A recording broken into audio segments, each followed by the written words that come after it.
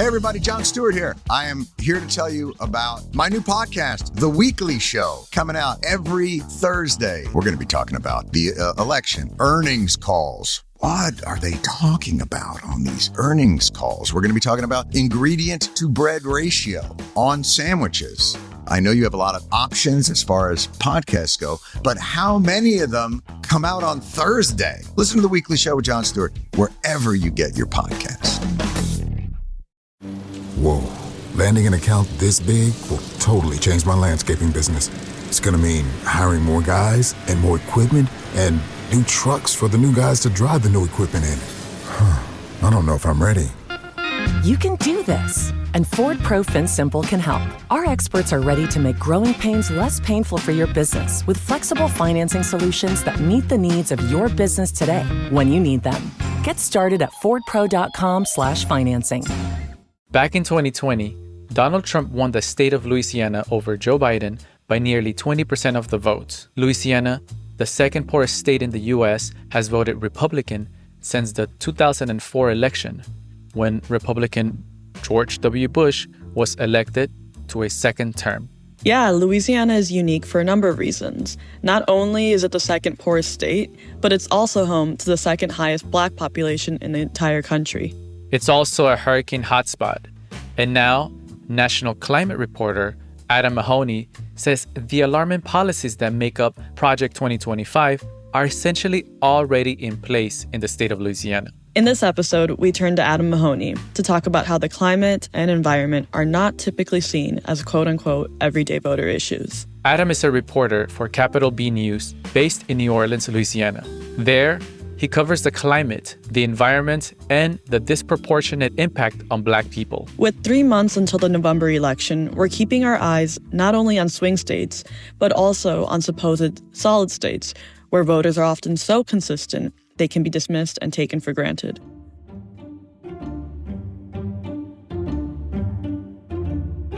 Welcome back to Nationally. In this limited election series podcast by Immigrantly Media, we're going to discuss issues that matter to some of the most overlooked demographic groups in the U.S. As the election season fast approaches, we'll examine key moments which will paint a clear picture of what to expect come November. We are your host, Juan Diego Ramirez. And I'm Nationally's producer and reporter, Sofia Sanchez, stepping in for Sarah this week. This is Nationally.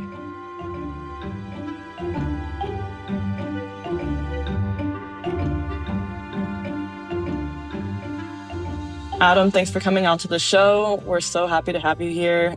Hey, Adam. Welcome to the show. It's great to have you here. Yeah, of course. Thanks for having me. It's funny when Sofia mentioned that you're from LA, and I'm like, oh, that's pretty cool.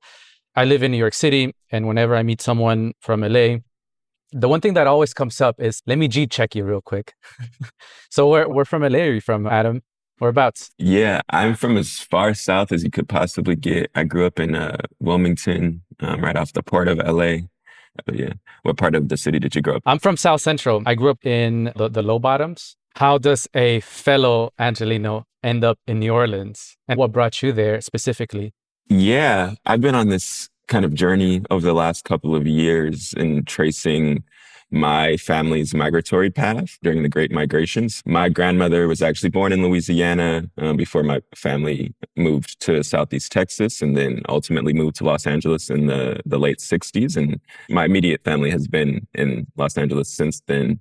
But since I've gotten into reporting, and particularly reporting for Capital B, reporting on Black folks with how, having the highest concentration of Black people living in the South. Last year, I spent a lot of time traveling throughout the region. I did a kind of insane train trip from Los Angeles all the way up to Memphis, Tennessee, and then back down to Houston, Texas. So on that trip, I spent about 3 weeks going throughout the state of Louisiana and just fell in love with the place, with all of its glory and all of the messiness that comes along with it.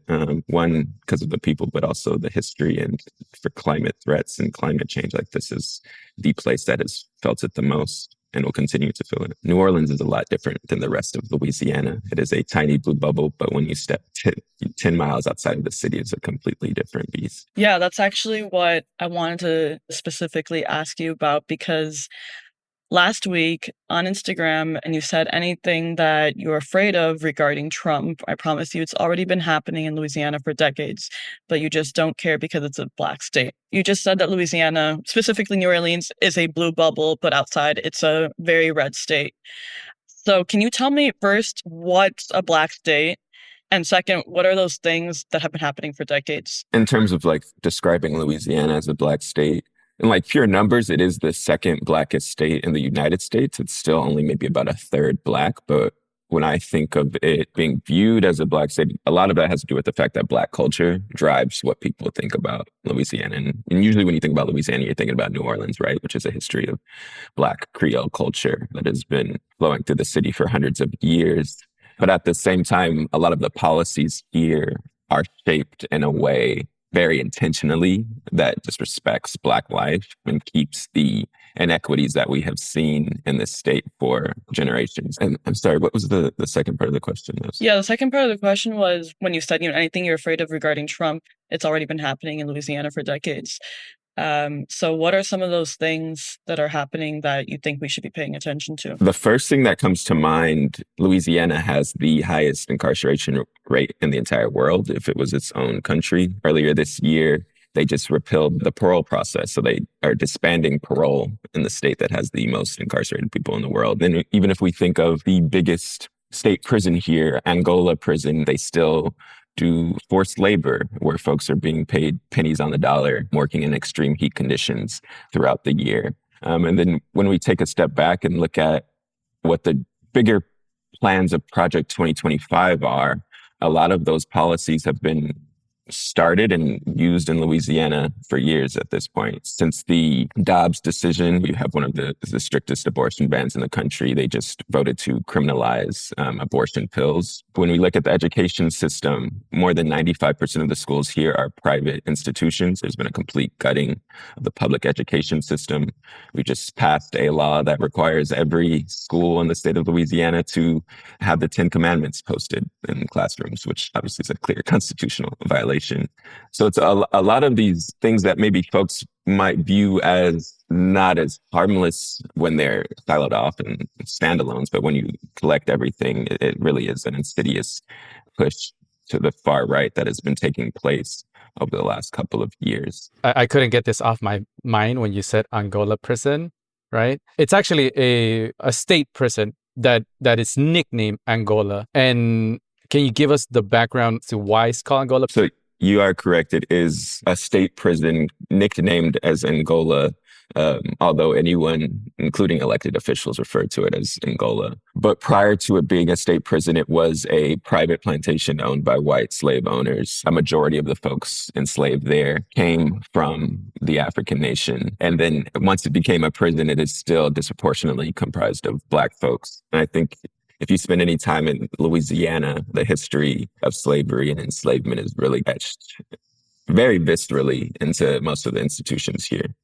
So it's something that you can't necessarily escape, even if the policy isn't as intense and as deadly as it was 300 years ago. Those remnants are really still flowing through practically every institution.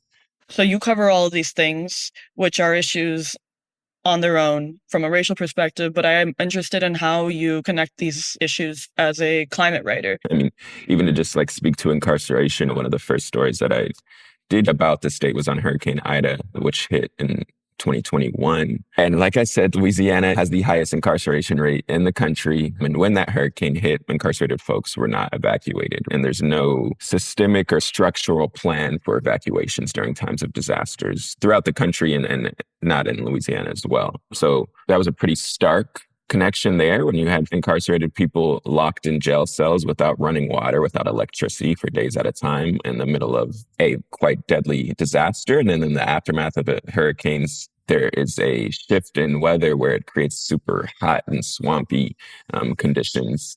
And that's really when a lot of folks die because of heat exhaustion and dehydration. And it intensified during those moments when, people who don't have any say on how they can control themselves or how they can react to disasters are trapped and forced to follow state orders when the state's They're not giving any orders and there's no mandate to do that. When people think of climate change, when the everyday American thinks of climate change, they think of personalities like Greta Thunberg, right? Melting ice caps, rising sea levels. But how should we Americans be looking at climate change, specifically in regions that can be more devastated than others, like the state of Louisiana? So like Louisiana, for example, by pretty much all metrics, is expected to be the number one state in terms of feeling the effects of climate change and rising sea levels. For the last century, the state has lost a football-sized field of land every minute for the last 100 years. And a lot of that has to do with the fact that it also has the highest concentration of fossil fuel production and chemical plants in the country. So from Houston all the way down to New Orleans, there are over 200 chemical plants. And we know that fossil fuel production, fossil fuel pollution is really what is driving climate change. So there's that cyclical nature of the reason why the Black and brown folks that live in these cities and live along the Gulf Coast are facing the worst effects is literally because of the industry here that doesn't benefit them really in terms of economics or jobs, and is also devastating their health outcomes, which, like I said, a lot of these institutions have deep connections to slavery. A lot of the locations of these refineries and chemical plants are on top of former plantation sites. There's one Shell refinery that's about 20 miles outside of New Orleans that was once the site of the largest slave revolt in U.S. history, and it is now a sprawling petrochemical plant that has choked and poisoned the Black community left behind there, in the same community that is constantly disrupted and destroyed by hurricanes. So I think the way that we should be looking at it is that this is actually a very human-driven issue. And like you said, a lot of folks tend to look at it thinking about melting ice caps or like starving polar bears, which I think was a big visceral image of what climate change looked like for a long time. But I think now Americans are really starting to see that the reality is going to hit a lot closer to home, and it has been hitting, regardless of if it's, hurricanes in the Gulf Coast or fires on the West Coast or, droughts throughout the Midwest. Like, these are things that are happening constantly, and they're impacting our jobs, our access to housing, and all of those different intersections. I remember being in high school and seeing what happened during Hurricane Katrina. I remember seeing refugees moving to the Superdome. And I remember images of floating dead bodies, people looting, people killing people who thought they were looters, concentration camps in a way made from people that were fleeing. So my question is, Adam, like, what are those things that local governments have changed to see that something like Katrina could never happen again? What are some of those changes that you've seen? Yeah, I think, quite frankly, the issue with disaster preparedness and recovery is that a lot of it depends on the federal government. So like the biggest thing that has changed around New Orleans and southern Louisiana since Hurricane Katrina was the fact that there has been billions of dollars invested from the federal government into strengthening the levee system, which was really the issue in terms of leading to such a massive loss of life and in communities. Local governments can better prepare on the education front, right? Because folks in the South, typically, you're going to live in the same community, live in the same house for generations. And that means you're going to have lived through a handful of disasters before this. So you feel like you already have the resources and the knowledge on how to survive. But climate change has intensified these storms in a way that whatever you were doing in 1970 or your grandparents were doing, that's not going to work anymore. And at the time of Katrina, the city did not do a good job in enforcing that knowledge. But since then, there has been a relatively strong amount of funding for community events around climate change or how to best prepare for severe weather, even if we're thinking about hurricanes, but also extreme heat, which is a massive issue in the South and across the country right now. So that's been one good thing. But really, you're going to need billions of dollars at the federal level poured into these cities for climate resiliency, whether that be building out community centers and hubs for times of disasters or to build skills before they ever hit, retrofitting infrastructure, helping folks to make sure that their homes are strong enough now to survive these kind of storms, and also what to do in times of disaster when you need to evacuate. That was another issue during Katrina. It was like pretty much every man for themselves. And if you're in a poor state, Louisiana is the second poorest state in the country, like most of the time, you're not going to have the resources to just pick up and go. Whether that means you don't have a car or you don't have the funds to put gas in your car or to make sure you have enough food when you're maybe having to leave your home for 2 weeks at a time.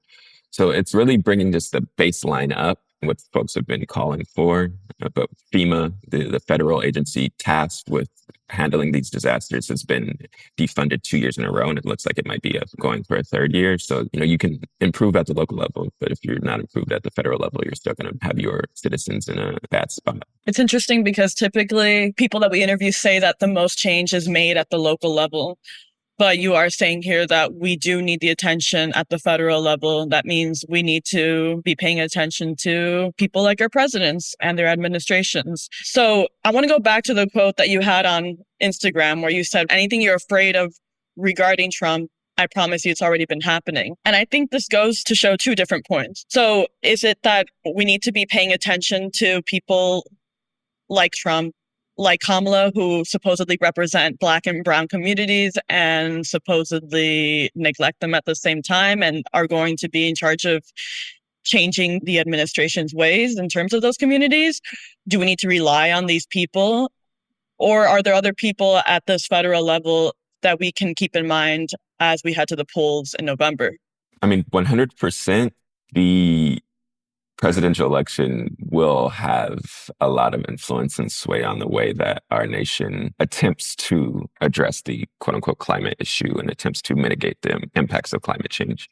Referring to that quote about whatever you're afraid of regarding the Trump administration or Project 2025, I think that is a really strong example of those policies already happening in Louisiana. So like Trump and Project 2025, they've said they want to ban all direct grants to environmental advocacy groups, which is something that the Biden administration has really been a cornerstone of their climate and environmental justice policies in terms of, for the first time in U.S. history, the federal government made billions of dollars available to give directly to climate groups on the ground to institute programs in their communities. That's one direct thing that Trump and Project 2025 says they want to stop from happening. Then we've seen in Louisiana already that the Department of Environmental Quality here has basically been gutted, and it's a push Republicans want to see at the federal level too in terms of defunding the Environmental Protection Agency. So that's something that could happen again if the Trump administration came to power again. Sadly, though, folks don't necessarily see climate change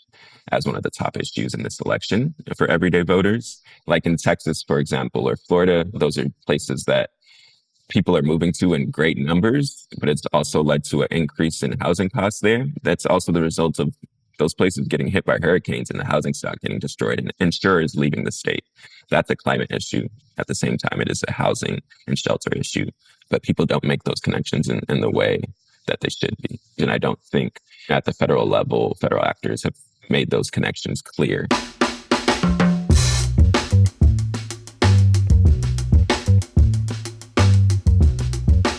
When we come back, we'll continue speaking to Adam Mahoney, national climate reporter. Don't go anywhere.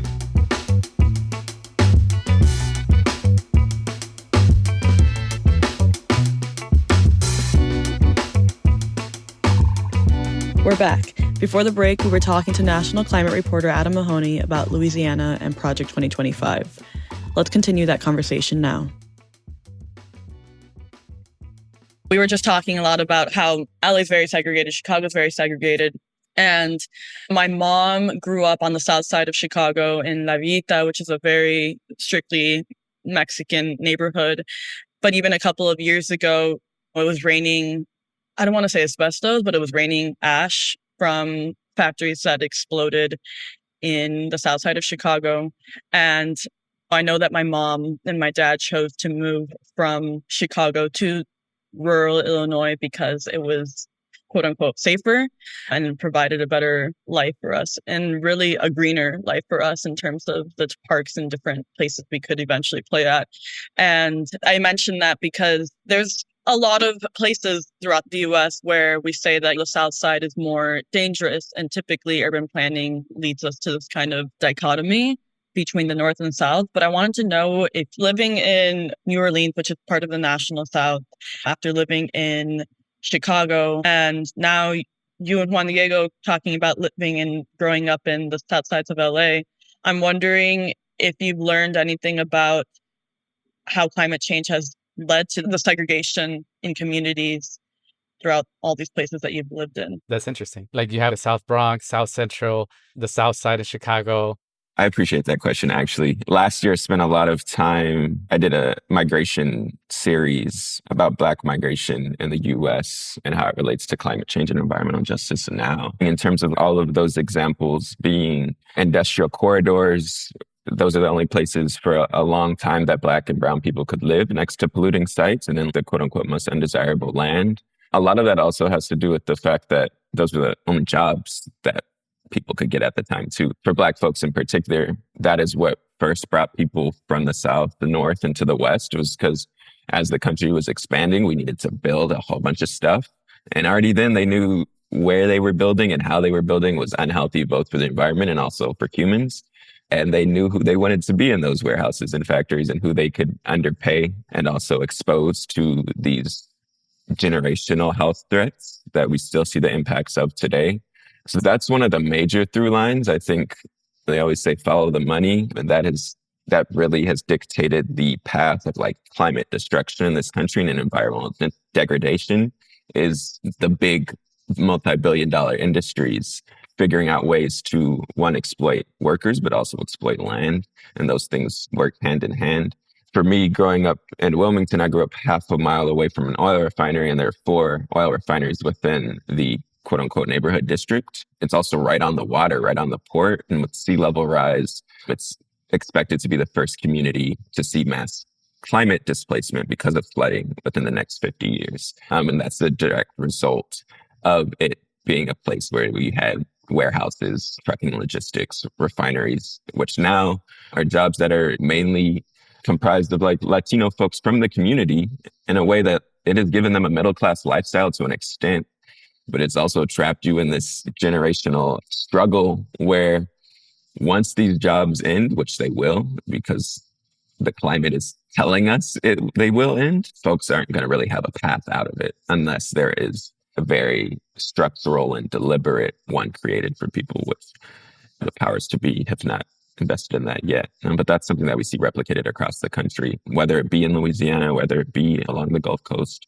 or in Chicago. Yeah, not to mention that these places that we've talked about are also notorious for their policing and their police departments. I remember Adam and I were part of a field study program designed to teach people about Chicago's people, its society, and its politics. We had a police victim come talk to us, and he said that on the days that it's sunniest and hottest in Chicago are the days that there are the most shootings.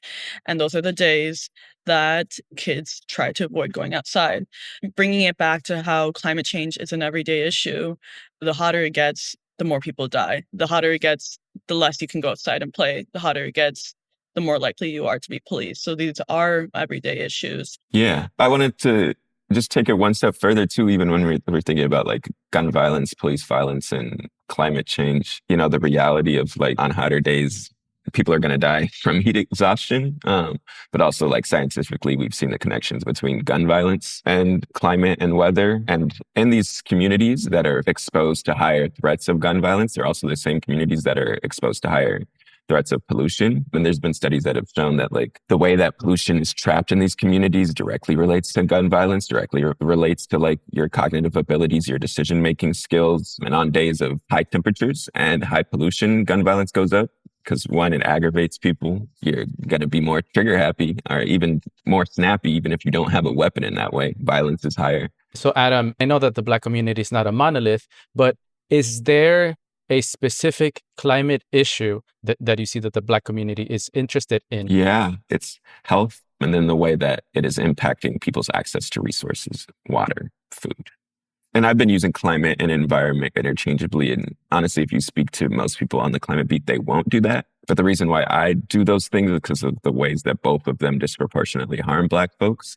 Along pretty much any kind of environmental and climate metric in the United States, Black people are exposed to the most or the worst elements of it, whether that be pollution or hurricanes or flooding. Black people experience those events the most in the country.